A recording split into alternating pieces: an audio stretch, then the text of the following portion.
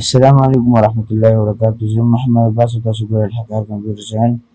زه نن د یو نوي ویډیو سره حاضر یم چې دا ویډیو زموږ د موبایل سافټویر په باره کې ده چې موږ به خپل تصویر څنګه ښایسته جوړولی شو، په هغې باندې بره لایټینګ وغیره سیسټم څنګه کولی شو. نو دې لپاره موږ یو سافټویر ډاونلوډ کړی دی، هغې ته ویل کېږي لایټ فوټو ایډیټر. نو تاسو به دا سافټویر د پلی سټور نه ډاونلوډ کړئ، دغه نوم به پکې ورکړئ او بیا به دا را اوپن کړئ. اوپن کول نه پس به ګیلرۍ ته راشئ، ګیلرۍ نه پس به دلته راشئ او دې ځای نه پس به خپل تصویر سلیکټ کړئ چې کوم تصویر تاسو پکار وي. دلته نه بیا کرب کړئ چې څومره تصویر تاسو پکار وي، مثلا دومره زما پکار دی. ټیک شو.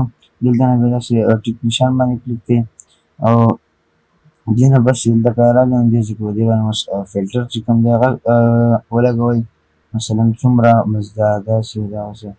نو دا یو په ښایسته راغلی، دغه رنګه نور هم دي، دا یو دغه ساده ستاسو کوم یو خوښ وي هغه په دې باندې تاسو لګولی شئ.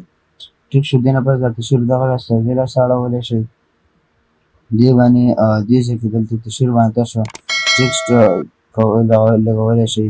زه به ولیکم مثلا عباس، دلته کې دا بولډ کولی هم شي او دغه رنګه دې له سایز وغیره هم غټولی شي.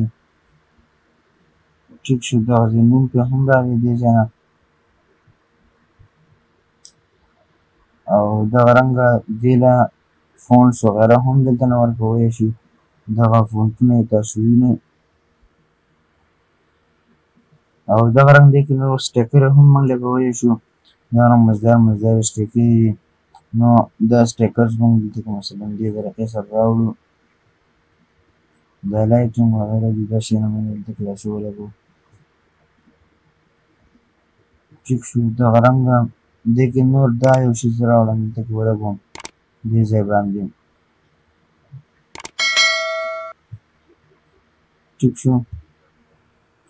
نو او دلته کې دې ته مثلا زه فریم ولګوم چې کوم فریم کې پکار دی، دغه رنګ فریم وغیره مې هم ولګول. اوس به دلته راشو، دې کې موږ دغه لایټینګ وغیره اچولی شو داسې. ټیک شو. دغه رنګه داسې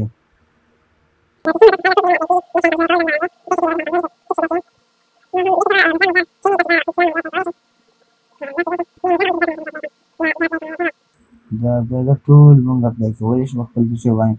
نو دغه رنګ دلته یو مختصر او ښکلې غوندې کې ډیزاین موږ وکړو او په اسان 2 منټه کې 1 منټ کې موږ خپل تصویر جوړ کړو. دې نه بس راشئ دلته به دا حفظ کړئ، مطلب سیو شو. دلته دا ما سره زما ګیلرۍ کې دا سیو شو. نو اوس به زه راشم او ګیلرۍ کې وګورم دا ما سره سیو شوي. ټیک شو. دا ما سره دلته راغلی، هغه سیو شو. نو په 1 منټ کې موږ خپل تصویر ایډیټ هم کړو او هغه مو سیو هم کړو. اوس د دې نه پس تاسو خپله خوښه چې تاسو کوم ځای ته شیر کولی شئ او زموږ چینل سبسکرایب کړئ، ویډیو لایک کړئ، نور ملګرو سره هم شیر کړئ، دې لپاره چې نور ملګرو هم دې نه فایده واخلي. والسلام.